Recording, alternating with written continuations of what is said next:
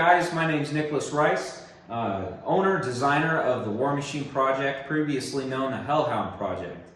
Coming at you from Z.E.R.T Nation, Oregon. This is a 1919 A6 belt-fed machine gun built by Browning, mounted on a custom pintle mount that is mounted to a 1947 German Panzer sling ring. This gun is not a full auto machine gun, it's what we call a crank fire. Run this crank right here and it maxes out at about 680 rounds a minute. This machine gun was originally intended to shoot around 420 rounds a minute, so this crank fire system is plenty adequate to run this gun successfully. The idea behind this build on the roof was so we could fight with this turret in any condition. Rain, snow, desert, nighttime, daytime, doesn't matter. This right here is a switch that controls the white light system. It's a white spotlight, which is the one on top. This guy right here is an infrared spotlight, this big dinner plate right here. This is an infrared designator. It is a green visible and IR. This guy right here, you run it on the turret. That's how you aim using night vision. On top, we have a hinge top customized for a M1913 rail and got a EOTech 720 mounted up here. This helps aim if you're just running in the daytime. This is a 12-volt system that can be charged via solar, or you can plug it into a standard household outlet. How we turn it on is we flip the switch right here, and now that's on. That makes all the electronics up here on the turret active. You can spin it around 360 degrees all day long, and you'll never get tangled up. This is the most important part of this entire build. Now there's videos online on how to build these out of these ammo cans, which I have great success with this. So just make sure if you guys end up doing a project like this, know that you can run several different chamberings, but those chamberings comes with, you know, good and bad things. 308, make sure you find your links because they're expensive. If you go with a 7.62 by 54R, the belts, they do wear out, and all of a sudden your gun is no good. You can't use it. Vehicle commander, he controls everything inside the vehicle. Every person that is in the vehicle is under his command. What he typically does, tell people when to dismount, when to get into the vehicle, when it's safe to do certain things. He runs a precision rifle. He has a drone up here on the roof for his access. The drone is a quadcopter, and he can pull it out of the roof, take it off. If there's an overpass he wants to check out, he sits here on a big tablet. He can fly it over the overpass, see if it's safe to take the vehicle through the overpass, just as an example. When he's sitting in the vehicle, he has a subgun, or a pistol caliber carbine, as we call them nowadays, in his lap. When he gets out of the vehicle, he typically goes to his precision rifle system. We have firearms mounted here on the dash, because everyone knows if you have a firearm on your hip, then it is pretty much impossible to get to when you're sitting in a vehicle. So we mount them up here on the dashboard. They are both running MMP, so they can swap out magazines, do whatever they have to do while sitting in the front of the vehicle. These things are designed so he can reload off of the car before he gets out. So if he needs to top anything off, whether it's his handgun or whatnot, there's magazines mounted to the vehicle. The vehicle operator always stays in the vehicle. Everyone else dismounts. The car is his responsibility. It's also his biggest weapon. He sits here. He has flare guns up here, a flare launcher, a 37mm for signaling, whether that's marking bad guys for the guy up on the turret. He has all of his different flare setups right here. He has his night vision system. He has anything for navigation, certain maps, things like that mounted to the roof. Now for this guy, when he bails out of the vehicle, he has a M4 style rifle, or an AR-15 mounted right here with Santa Cruz gun locks. You turn this key on the dash right here, you'll watch all the lights illuminate around the vehicle. That gives everyone access to their firearms. You push the button, unlocks the rifle. He can then pull his rifle out, make it hot, and he's ready to fight. Now, the reason why I did Santa Cruz gun locks is because when me and my buddies are done training, we typically like to go out for sushi. And we don't want to download all of our equipment at the house on our way back, and we don't want to leave again to go get food or whatever it is we're doing. So we have a way to lock everything in this vehicle, keeping honest people honest. Communications, we have a full PA system, lights, sirens, the whole 9 yards. We have a ham radio and a two-way radio to talk to everyone inside the vehicle, and we have a CB radio in case we are running in a convoy. This right here, this is a full solar system for this vehicle. Comes in these solar panels, 24 watt from Global Solar Company. Global Solar is the biggest military solar contractor in the world. These are great solar panels. You can find them online. This solar panel system will run my house. It will run this truck. It will jumpstart any vehicle on planet Earth due to a couple other applications that we have as far as power units go. We have our bomb mirror or corner mirror mounted to this extend-a-slap. It's an extendable baton.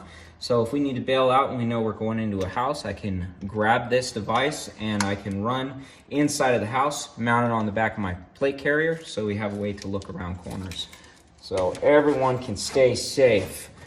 There we go. All right, we're in the back seat. This is the gunner turret right here, okay? The seat that I'm sitting in, if there's no one in the turret, it's his job. He gets in the turret. If this guy goes down, I get up there. This one is gunner support breacher, all right? Breacher, his job is to breach things, such as doors, fences, walls, whatever we have to get into, that's his job. He has a breaching shotgun that stays right here in the vehicle. That shotgun is strictly used for the assault rounds, just knocking doors off the hinges. That's all it's there for. These are its rounds right here, shotgun rounds. And then we have his bolt cutters right here for moving fences or locks, whatever he needs is right here. Up on the roof, his job, since mine is first to get in the turret, his job is to take care of any medical situation going on in the cab of the vehicle. The cab of the vehicle, if someone is to ventilate themselves or something is to happen, he has everything in the roof panel to cover basic medical procedures. They have the same rifle locks as we talked about in the front seat. You push the button right here, and he is able to remove his rifle and do whatever it is he needs to do. I worked as a ambulance operator, paramedic level, for about 6 years in Los Angeles. A huge passion of mine. So I built this vehicle actually to be an ambulance. And that's exactly what it is. We also have guns back here. We have the 1911 mounted right here, extra magazines, okay? We have a CZ Scorpion Evo 3. And then we have the rifle. It's a pistol, or it's not a rifle, it's a AR-15 pistol mounted right here behind me. Santa Cruz gun locks. The gun lock releases are right here for each firearm. Medical. This is a fully functioning paramedic level ambulance. ALS, that's advanced life support. We have a patient light right here. Gonna go through the basics. Can't cover all of it. Medical cabinet. We have a case right here. This is all medication, okay? This is where the meds are kept. Blue bag is for breathing. Red bag is for trauma. If he's bleeding, you want the red bag. This is a jump bag. B across the board, it doesn't do anything well, but it does everything. Airway, breathing, trauma. Jump out of the vehicle, gonna go help someone, this is the bag you want. Now, this is a 12-lead cardiac heart monitor. This is how you can tell what the person's heart rate is and what their heart is doing. This is an electric blood pressure cuff. This is a pulse oximeter. This is how much, this tells me how much oxygen the person has in their bloodstream. On this side, this is a cardiac or a automatic external defibrillator. If someone's heart stops, this is how you start it in conjunction with a shot of adrenaline in extreme cases. Now the medical portion, you're gonna see two longboards right here. This green gurney is a cantilever gurney. This hooks up to the rear winch via a rescue jib. You can cantilever this thing over the side of an overpass that's been destroyed due to an earthquake, down a cliff to recover a fallen hiker, parking structure to get to the level below. This will do it. Hooks up to the rear winch, send it down. The blue one is a longboard. This guy is how you recover someone while remaining in control of their C-spine. This guy right here, you slide up onto the longboard, strap them in, and then you can recover personnel in any situation. This is a very important aspect of a rescue system. Now, why do we have guns for the medical portion of the vehicle? Since I am the trained medical professional for the team that would be operating this vehicle, I'm very proficient with firearms, and if we are in a hostile situation, I definitely want a way to protect my patient. This is obviously a recovery vehicle. We have winches, front and rear, 3/8 cable, 1,200 pounds.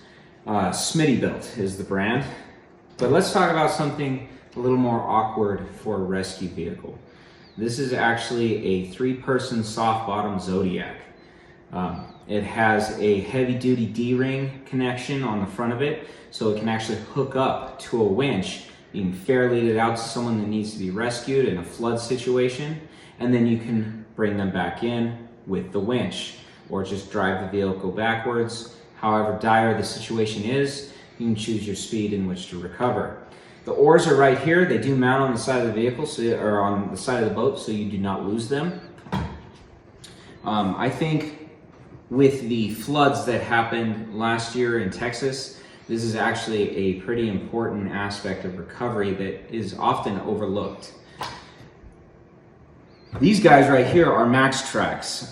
Helps you recover vehicles that could be stuck in the mud, snow, things like that. Obviously, I use these a lot. We're part of Z.E.R.T actually has a rescue group, an off-road rescue group, recovery group for stranded vehicles, and we use this stuff a lot. It's a great product to have. We have our 3-person, 4-day survival kit right here. If you recover someone that's been cold out in the snow for a while, you have a way to feed them, get them water, and get them warm. That is the orange case you see down here to my right. Also a very important aspect to have in a recovery rescue vehicle. Another aspect of recovery is being able to get to the person if you have tree falls, stuff like that across the road. So we carry a 20-inch, it's a 46cc Remington chainsaw right here. It's a great chainsaw, never had any issues with it. This guy right here is called the Master Key. It's a Stanley, pretty much open anything that can be opened. And then we also have a axe for helping recover personnel if you have high winds and stormfall, stuff like this. These are great tools to have inside your vehicle. These are great axes for clearing brush. Obviously, we use them a lot. It's got a good hook and pull feature for clearing limbs as well. So good products to have in a rescue type situation. High lift jack. That's a must on a recovery vehicle or a rescue vehicle. Since this is a roll cage body, we have this tubing adapter that we built for it. So if you are running a roll cage on your vehicle, that is a good product to have on your high lift jack. And the medical air system. This air system is ran by an ARB compressor, and it is a 8-liter tank that we're looking at right now. We have fittings on 3 sides of the vehicle, front, rear, and this side right here and right here.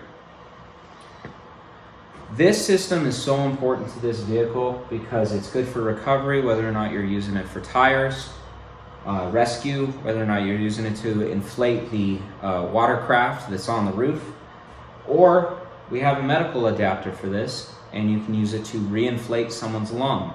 If they have a tension or a pneumothorax, gunshot to the lung, or an impaling object, you can use this to reinflate someone's lung so they don't drown in their own blood. This is a great aspect to have, something you might want to cover, think about for your own vehicle.